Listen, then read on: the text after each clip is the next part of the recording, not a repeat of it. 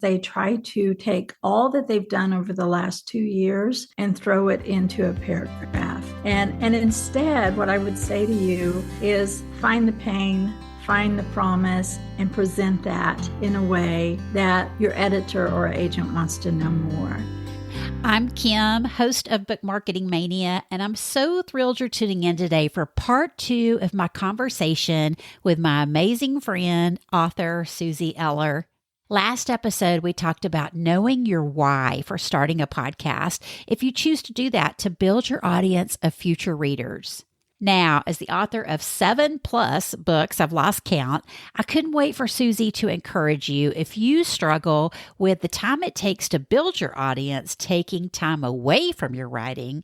And she's going to share where she sees writers needing the most help with their book proposals and how you can really get to the heart of your book idea and how you can learn from and work directly with Suzie to make your publishing dreams come true. You are in for a treat today, so let's get to it.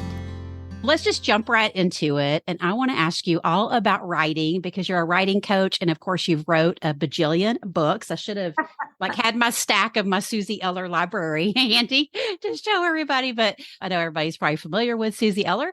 But if not, you heard about her in the introduction. But I just wanted to dive in with lots of questions about writing because a lot of our listeners, Suzie, as you know, are writing maybe their first book or they're blogging or podcasting and dreaming of maybe getting published one day, whether that's traditional published or self-published. So I just wanted to ask you, first off, what advice do you have for writers who are kind of struggling with the concept of time because they want to spend time writing their books, but they also have to spend time building an audience that will buy and read their books one day?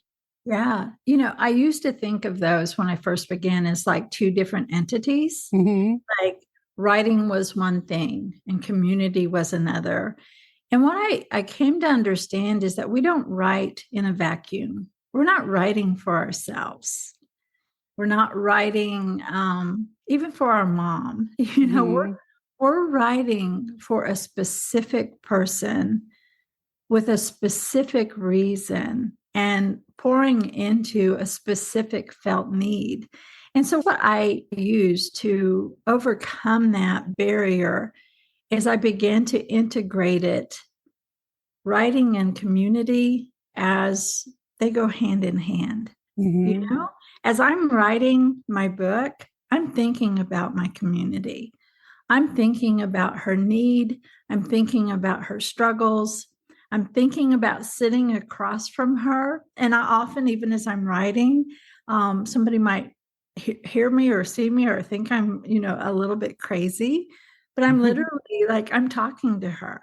I'm sharing with her in the trenches those things that maybe I've walked through, and I'm inviting her to walk to the other side together. So that's one thing. It's a mind shift. We take them out of separate boxes and we integrate them. Community and writing go hand in hand. And so the second thing I would say is that we really need to look at our time that we build community, and we need to separate that. So I brought something together, but then we need to separate what is truly building community from just being online. Mm-hmm. That's huge. It is. Yes, that's so true. I have to just say, I thought it was so appropriate that this morning when I'm recording with Suzie, that her prayer starter podcast was on distraction. Which, oh my gosh, I mean, just getting online, is that not the biggest distraction ever? And I think, I know I wear myself out watching stuff just being entertained. And then it's like, you don't want to get back on and do your business building and community building activities because you think, oh, I've just spent all this time and it's not worth it. And I hate it all, and then you forget, well, you haven't even done, your number one priority, which is building community. And you're so good about this, Suzie. I know that you've been around the online world and seen a lot of changes over the years. And, back when back when we only had blogs, we didn't even have social media, you did such a great job of, getting us to engage with you in your comments and you engaging back. And so I definitely want to tell you, I appreciate that. And I so appreciate, you bringing that to our attention, that it is it is two different things that you're spending time on, and they are definitely equally important. So what would you say about, how can you best make sure that you aren't just, online versus what time are you spending on your building the community aspect? Right. Well, we create a plan. We create a plan, and we know what we want to accomplish with that plan. So, for example, and I'm just going to share what I do, which Hmm. may be very different from what somebody else does. That Yeah. I have on Facebook, there's around 20,000 followers Hmm. community. I have a plan for that, which is I post about 3 times a week. Hmm. But then I have a separate community that I engage in. This is one is where I just share, but the other is where I engage. And it's a Hmm. smaller community of about 1,100. But I have to tell you, Kim, there is true community that takes place in that group. And so my plan is I drop about a 5-minute video on Monday. I drop a question on Wednesday where we take it deeper together. And then on Friday, we lighten it up Hmm. because my whole concept is living free together. And so Hmm. I just give them a chance to like lighten it up or to share who they are. And what happens when you make a plan is your community comes to know what to expect, which is really important. Hmm. And they show up because of that. Now, somebody might say, Suzie, okay, you're having to show up 3 days a week and you're on there all day. No, I'm not. Hmm. I do my videos and all my posting. I have a time set aside for that where I plan it out for the week and then I carry it out for the week and I pre-post. And then I'll drop in once or twice on the days that they post and I engage. And Hmm. so it doesn't have to be that I'm constantly getting notifications and pings, and I'm not engaging in the person sitting in front of me at my kitchen table because I'm online. But it's a powerful way to have a plan and then to carry out that plan and be true to that plan.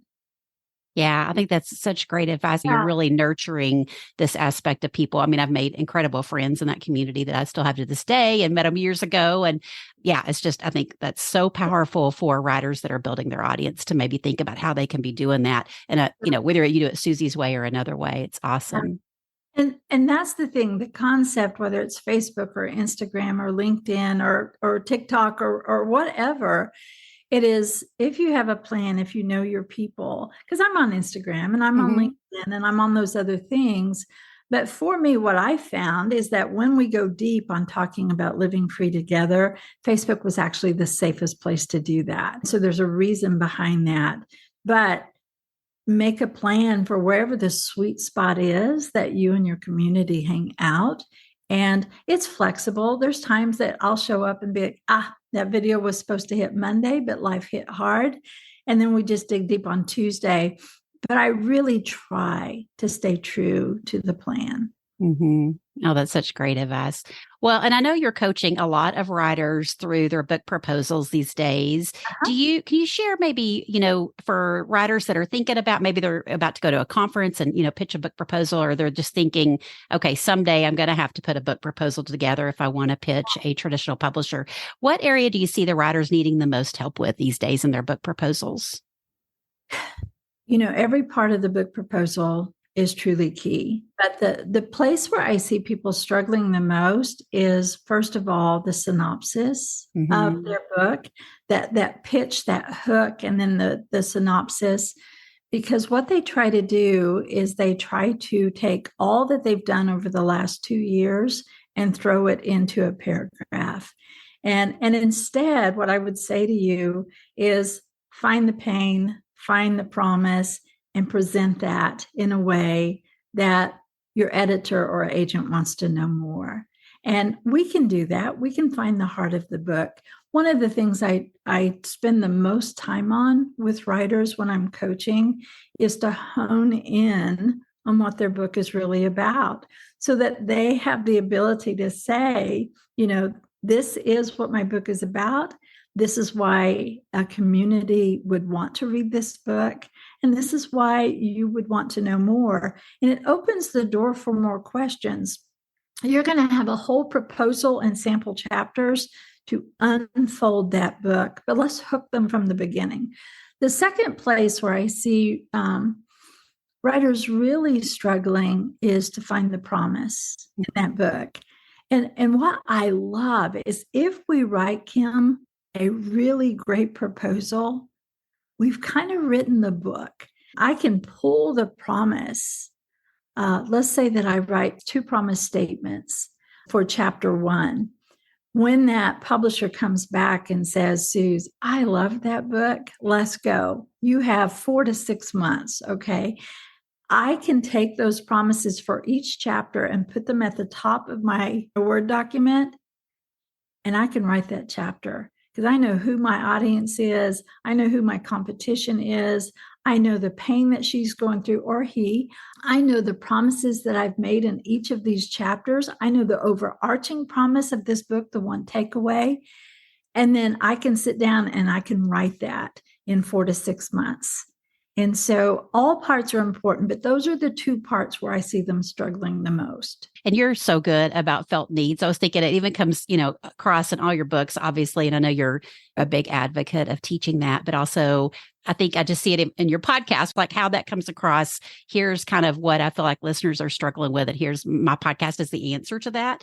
And I think, between our books and podcasts, that's, it's really hard. And you do need somebody to come alongside you and help you through it, because it's really going to make it stand out in a sea of books and podcasts. Sure. So yeah, I think that's awesome. What about, since we are talking about book marketing too, what about the book marketing section? What are you seeing like working today as far as standing out in publishers' eyes as what the authors are going to do to build their platform and market their book, long after it's been published? I've been doing this for 22 years now, which is crazy. Mm-hmm. And I love this. I love to be able to say this as a seasoned woman, which means old. But as somebody who's been doing this for a long time, it's been really intriguing to see all the changes. Because when I came in, the publisher did the majority, and you didn't have to have a platform because there was no platform to build. And then over the years, I saw those roles shift. And now there's a huge amount of responsibility on an author, which can be very intimidating. But what I tell authors is to start where you are and engage. Begin to build that community. I'll have people say, well, I want my family and my friends, and I want to target them. That's awesome. They'll show up. But who is standing in front of a bookshelf at Barnes & Noble seeking an answer for a question they've been asking?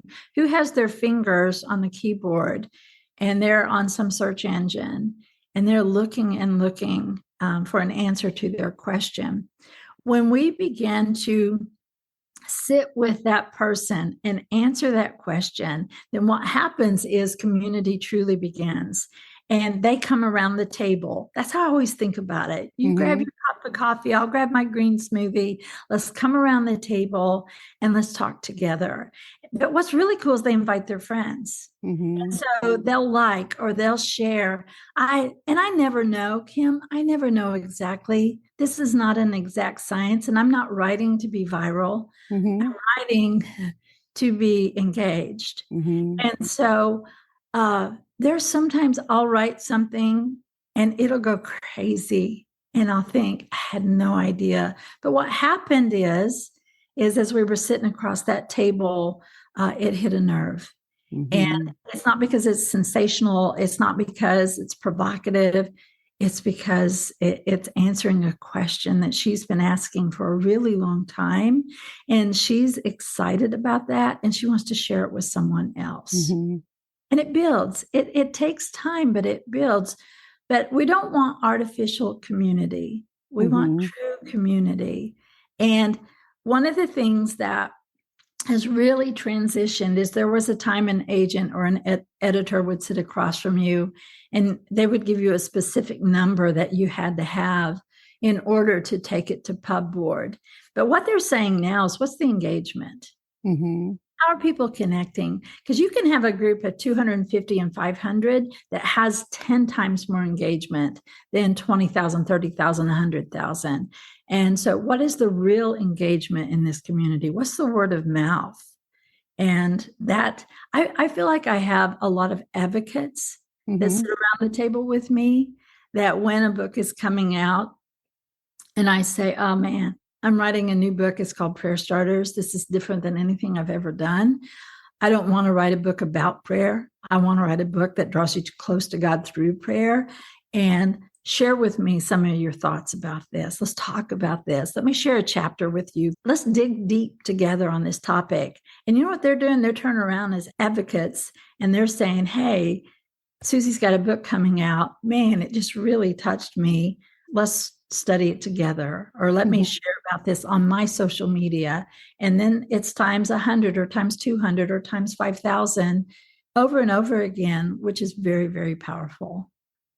So true. So would you think about your book proposal? And I think, well, I'd love to get your opinion on this too, Susie, because I think I've always heard, Chad Allen talk about, even if you're self-publishing, put together a proposal. So you kind of have a plan, of what you're writing about and how you're marketing it. So do you agree with that? Because I don't know, do you work with a lot of self-published authors as well as traditional published authors? Just started that. It's been fascinating. I worked with an author about 2 months ago, and she was a therapist who was publishing a book about anxiety. And she had the writing chops. She knew what she wanted to do.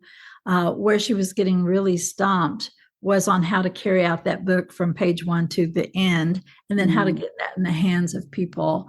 And so a book proposal truly is a way to, you're clarifying for yourself what this book is, who it's for, the message, your competitors that are out there. And it's not competitors in the sense of one against another. It's who's writing about this and what are they saying. And then how to formulate that book. If you, like building blocks, go through that proposal, at the end of it, you have a foundation and you can build on that foundation. So yes, I would say write a proposal. And then when you're writing your proposal and you're talking about marketing, we start building community long before we publish a book. Because this message that God has placed on our heart is not just found in the pages of a book. We speak it, we teach it, we write it, we sit across from people and we talk it. And so being able to hone in on that and creating a community where you begin to share bits and pieces, not of the book. The book is like a vehicle. Just like a podcast is a vehicle, just like what you and I are doing right now is a vehicle.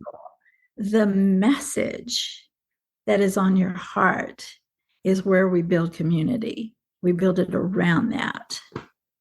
Yeah, I love that. So you could talk about, really honing in on that message and how you're going to share it. And then especially like what Susie's been talking about, how you're sharing it and the community you're going to share it with, and how you're building an engaged community. Because like you say, I know with traditional publishers, there is an aspect of numbers involved, obviously, but just, what difference does it make if you have all these big numbers if you don't have an engaged community that's going to, get in a relationship with you?